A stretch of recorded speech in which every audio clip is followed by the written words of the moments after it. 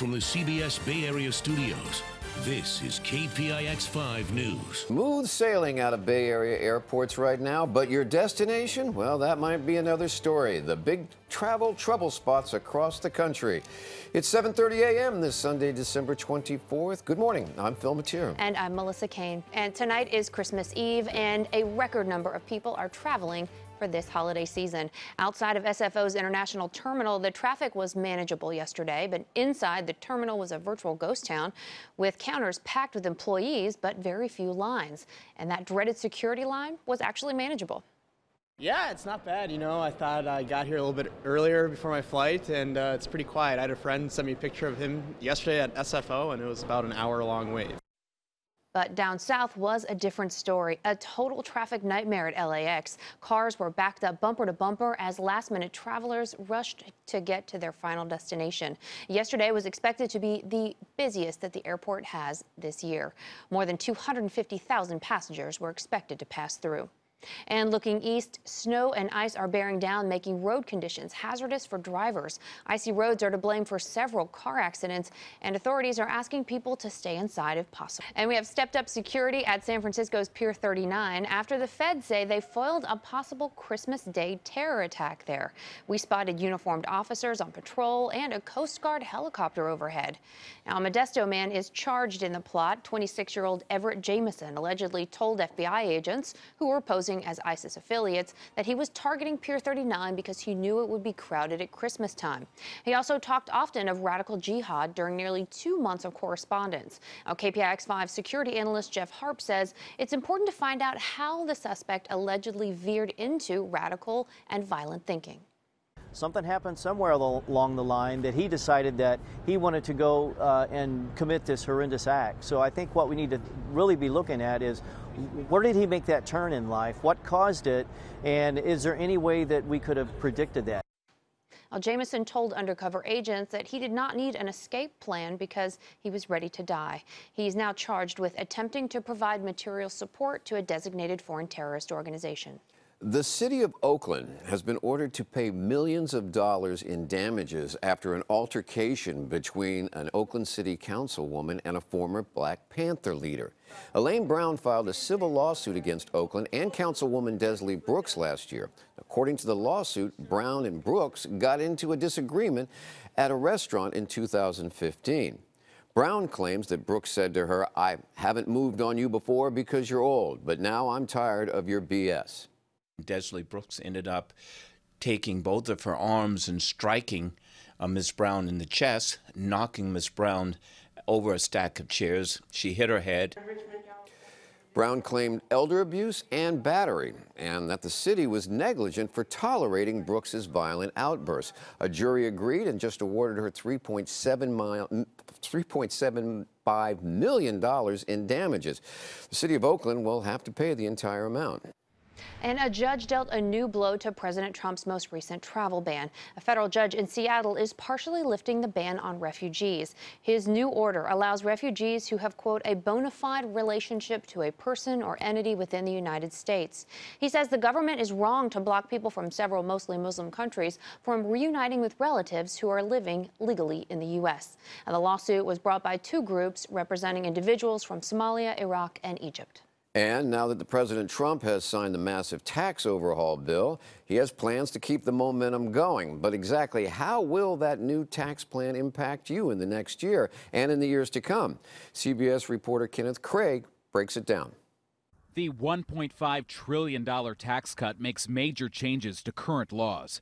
First off, most Americans will pay a lower tax rate. The vast majority of Americans will see a tax cut in the near term. CBS News business analyst Jill Schlesinger says a big reason why is because the new law nearly doubles the standard deduction. As a result, there are going to be more people who are going to be able to claim that standard deduction. But returns can vary widely because of several factors like where you live and how many children you have. H&R Block says a married couple with 2 children in San Diego making $150,000 a year will save almost $3,600. That's because their tax bracket drops from 25% to 22%. They'll also take the $24,000 standard deduction since it's more than itemizing mortgage interest, charitable contributions, and taxes. They'll also take advantage of the child tax credit doubling from $1,000 to $2,000. A single parent with 2 kids renting in Kansas City, Missouri would save $1,800 thanks to the higher standard deduction and child credit. But a single homeowner in Queens, New York will only get $100 more. That's because the $15,000 in state, local, and property taxes he used to deduct is now capped at $10,000 under the new plan. And while most Americans will get money back, many of these tax breaks will expire. Many of the people who see benefits right now, they will actually be gone after 2025. Experts say millions of Americans will then end up paying more in tax than they are right now. Kenneth Craig, CBS News. Now, while the personal tax breaks are supposed to expire, the cuts to corporate tax rates are permanent. But, Melissa, you know politics, I know politics. Personal tax cuts, once you get them, the chances of politicians going back and saying, well, that's enough, they're going away, come on. I mean, and that's the idea, right, is that you put in there that the personal ones will expire, fully thinking and believing that no matter who controls Congress on or about that expiration date is going to extend those and not want to commit political suicide. Because once you have a tax cut and it expires, if you reinstate it, it becomes a tax hike. And we saw that in California, and it resulted in a governor being recalled, among other issues. Because once people have gotten a break, bringing it back, even if you said it's only good till this time, is a tax hike. Drought conditions are likely to return to California soon. That's according to the Climate Prediction Center. The agency just released this map showing the drought outlook for December through March, and it shows dry conditions developing in San Diego, then extending to the Bay, which has recorded less than half an inch of rain in many spots since December 1st. Well, meanwhile, the Trump administration is being urged to hold off on renewing the 50-year license for the Oroville Dam. At issue are spillway problems that became evident during last year's heavy rain. Elected officials and those who live below the troubled dam say the federal government needs to figure it out now and how the spillway broke last winter. What we really want is a change in how this dam is operated, because it's operated in such a way that puts our communities at risk.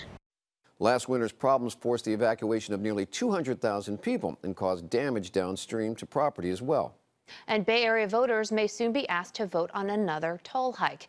A proposed ballot measure would raise tolls on the 7 state-run bridges by up to $3. That would raise the toll on to $9 on the Bay Bridge during the commute and $8 everywhere else. Now, a poll commissioned by the MTC found that a majority of voters support the hike, with 54% saying they would vote yes. But some opponents are crying foul. Drivers in Alameda, Contra Costa, and Solano counties cross Bay Area bridges the most. But voters in all 9 counties will get to weigh in. Santa Clara County has the largest population in the Bay Area, so they'll have a big say on the proposal. But an MTC study showed that only 3% of the Santa Clara County voters are frequent toll payers. That's unfair. If you don't use it, why vote for it? That's not right. I don't think people in San Jose should be voting if they're not going to be using the bridge at all. Now, regional leaders say that toll payers may not like it now, but it will lead to less congestion on the Bay Area bridges and freeways and fixed choke points on some highways. They say the money would also improve public transportation like BART buses and the ferry system. It's going to be an interesting dynamic out there because, as the package just pointed out, Santa Clara voters, for example, they're going to benefit tremendously from this, and because they have a huge pot of votes down there, but they don't use the bridges. That's right, and the people who are going to be paying the tolls are not going to be paying that toll to fix the bridges or maintain the bridges. That money is going to go to things like BART, ferries, and other things.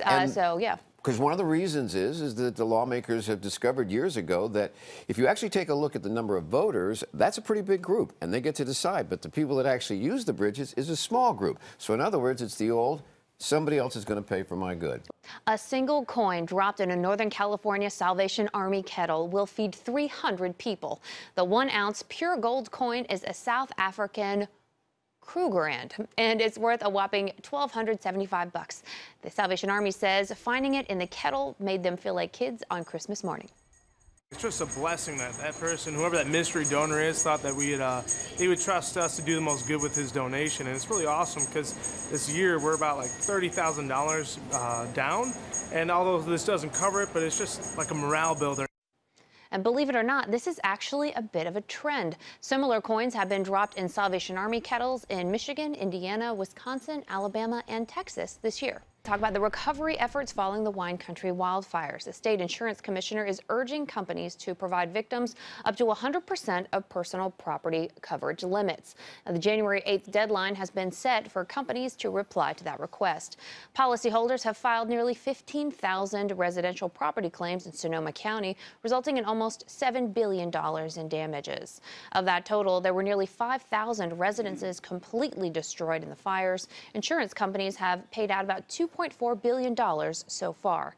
And PG&E is close to restoring temporary overhead power lines to Coffey Park in Santa Rosa. Now, the west side of Coffey Park has power, but the east side is expected to have power by today. And the victims who lost everything in the October fires are now able to at least put some Christmas presents under the tree, thanks in large part to a community effort. Check it out. Volunteers passed out more than 7,500 toys and bikes yesterday. This is the second year the Sonoma County Sheriff's Office has partnered with local charities for the drive. But this year, the wildfires gave the community another reason to give back. You know, it wasn't just people that lost their homes that we wanted to reach out to. It's people that lost their jobs, people that lost their livelihoods because of businesses that are no longer operating. So we thought, let's reach out to those people as well as those that physically lost everything. Organizers say donations for yesterday's event were overwhelming and started coming in the first day of the fires. And most evacuation orders have been lifted around the Thomas wildfire in Santa Barbara and Ventura counties. That long-burning Thomas fire is still on track to become the largest in California history. More than 1,000 structures have been destroyed so far, and it's burned more than 272,000 acres. It is still just 65% contained. From historic wildfires to catastrophic flooding, here in California, natural disasters took a toll this year. CAL FIRE says they responded to 7,000 wildfires in 2017. The wildfires alone cost the state about $4 billion. But floods back in February hit the state hard as well. The statewide flooding involved about 48 counties in California, and that overall ended up about a $1.2 to $1.4 billion in damages. Governor Brown has requested a presidential major disaster declaration for the Southern California wildfires. For the Warriors game last night, head coach Steve Kerr was encouraged by Steph Curry's workout on the court as he takes another step towards coming back from an ankle injury.